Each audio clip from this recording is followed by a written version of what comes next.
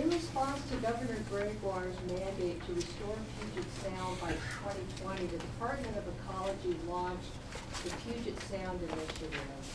And the toxic cleanup program's effort to contribute to this involved identifying 7 priority embayments. And we felt that early actions in these embayments would help jumpstart improving the health of Puget Sound.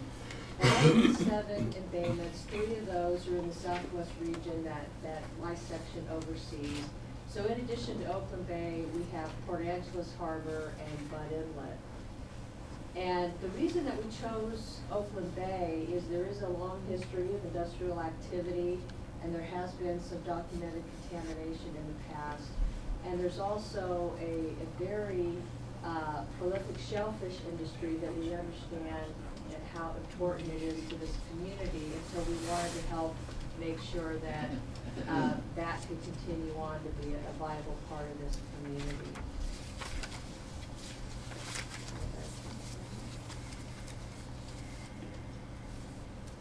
Okay, so we started our study back in 2008, and we put out a sampling and analysis plan out for public comment.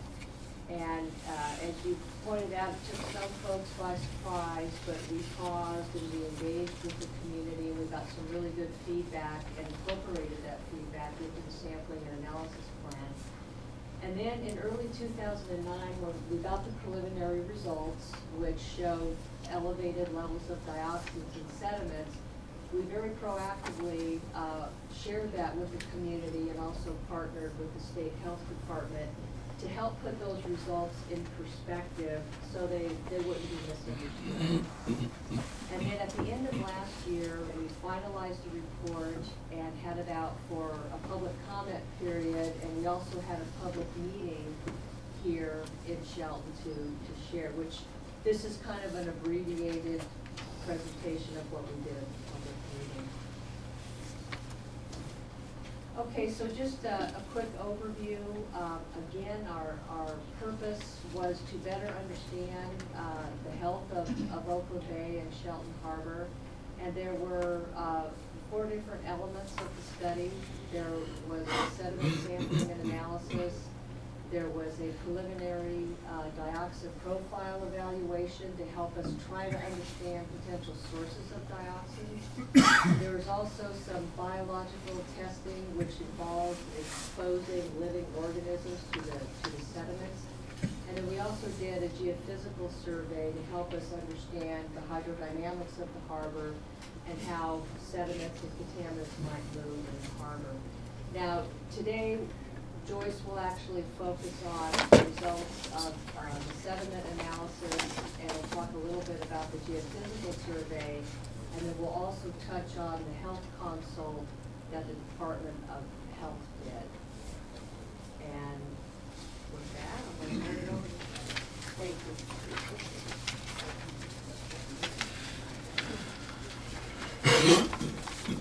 Thank you. Because we have kind of a short time today, this will be really an overview of the study.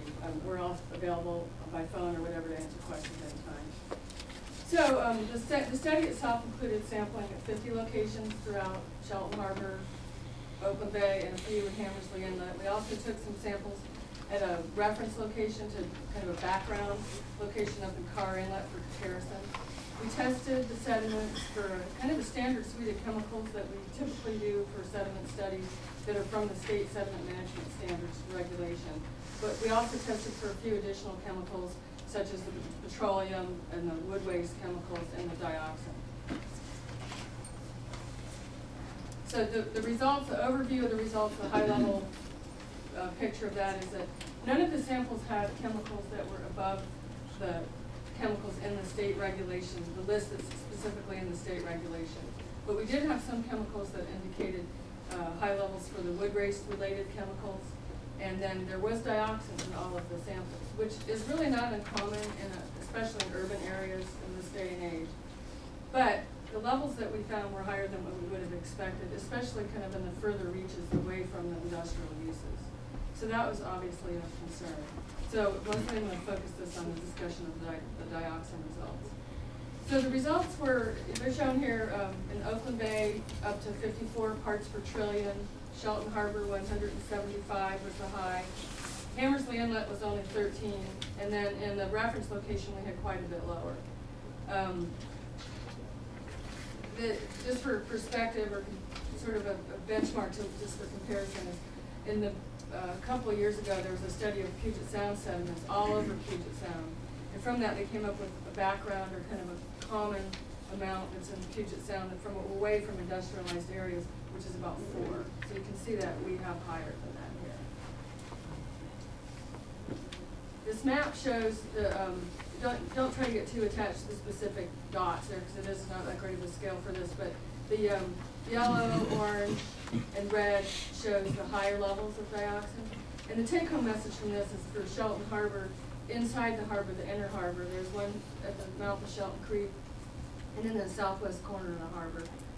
And then out, as you get out in the middle, kind of more towards the mouth of the Shelton Harbor, you'll see there's some white, that reflects lower concentration. And that's probably because that area doesn't really accumulate a lot of fine sediments, it's more heavier sediments, and because there's currents through there, and that's why it doesn't really accumulate as much. So this map shows them up in the upper part of the bay.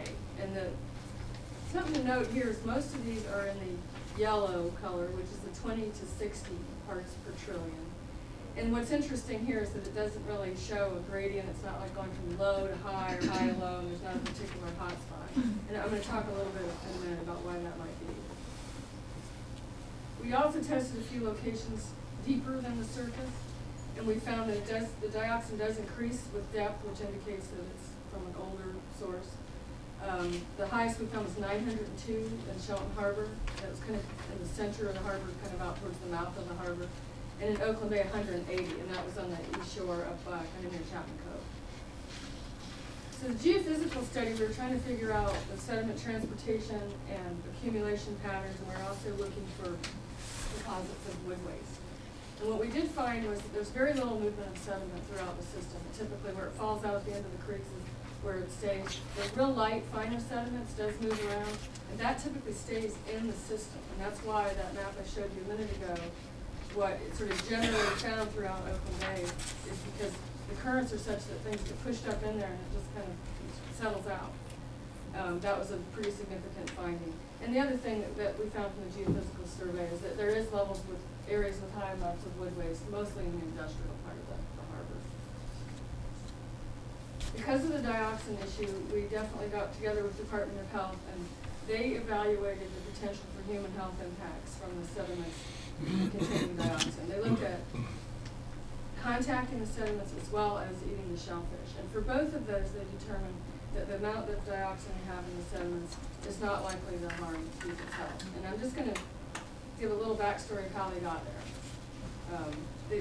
In order to figure out effects on human health, you want to look at how much is in the thing you're eating, as well as how much people eat. And this is for eating the shellfish primarily. We don't really have time to go into the sediments today, but that's much less of a concern. So they tested shellfish, 4 different kinds of shellfish at 8 locations around the bay.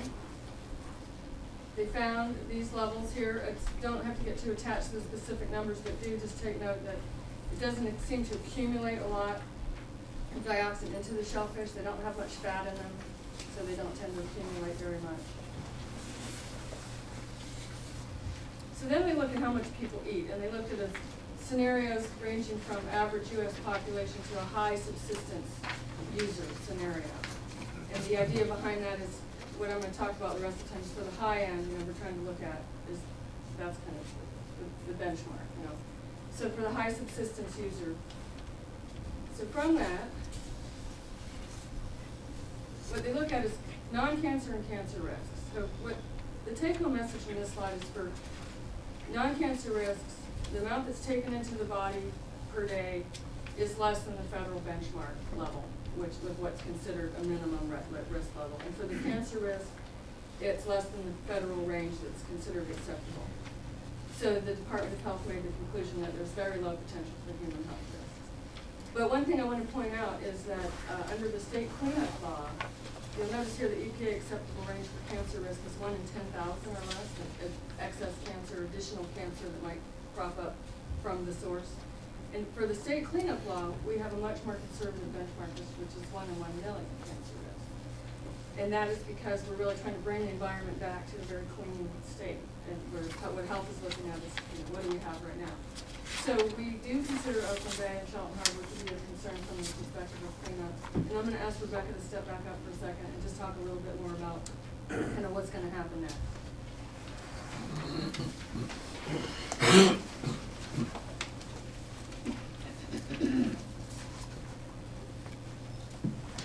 Okay, so some next steps.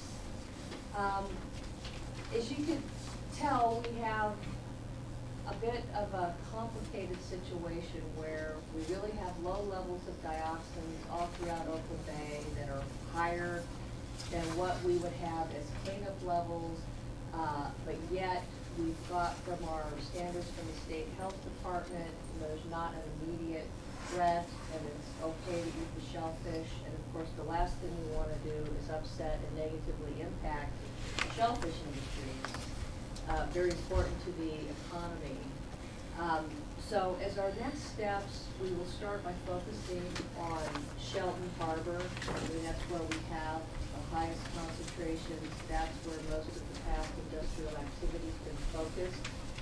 And although we think that these dioxins are from historical sources, we will be doing some further studies to evaluate whether there are ongoing sources. So we'll, for example, we'll be looking at sediments up the creeks, those sorts of things to try to see is there anything currently coming into the system. We are having discussions with industries that currently operate in the harbor and that have operated there in the past.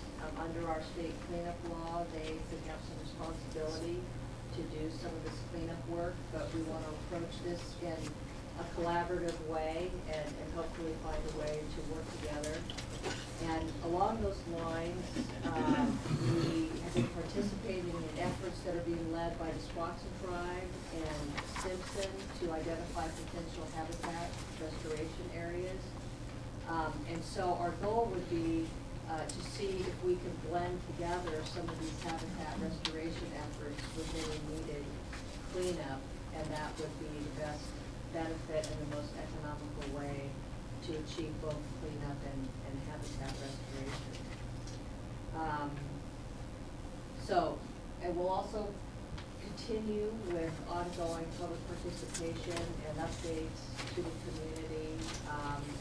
As Joyce said, we're always available to follow up. We have a great website where we have the report available. I think, Joyce, are the presentations, the slides that you did at the public meeting on the web? I think they are. If they're not, we'll make sure they are by the time I get back to them. And we can add these to, which are kind of, like I said, a subset of all of that. So this will be going on probably for some time. I think the take-home message is we don't see anything that causes us to go out and have to do something tomorrow, but it is a concern, and we'd like to see improvement over the long term.